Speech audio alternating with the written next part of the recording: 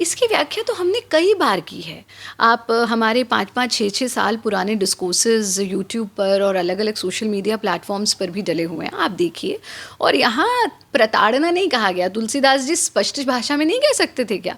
अरे आप अवध में जाइए, आप यूपी में जाइए, हम यूपी से हैं, ताड़ने का सीधा-सीधा अर्थ है, बच्चे भी अगर एक-दूसरे को देखते हैं जवान उम्र में तो कहते हैं, अरे देखो ये इसको ताड़ रहा है।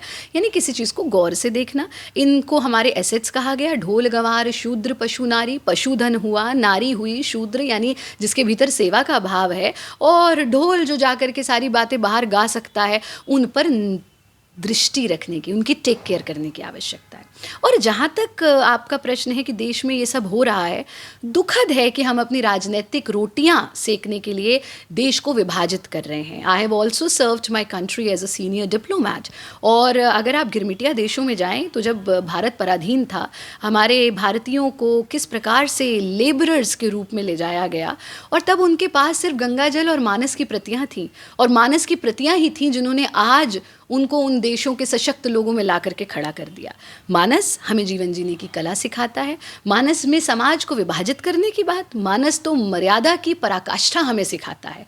और सबसे महत्वपूर्ण चीज़ ये, मैं तो यही कहूँगी कि जीवन में आज भी अगर कोई भी दुविधा है, कोई भी शंका है, तो मानस से ही हम उसका समाधान ढूंढते हैं। और मानस में ही कहा गया कि जानहु बिनु ना होए प्रतीति, बिन प्रतीत होए नहीं प्रीति। जिसे आप जानते नहीं हैं उसे आप मानते नहीं हैं, जिसे आप मानते नहीं हैं उसे आप प्रेम नहीं करते।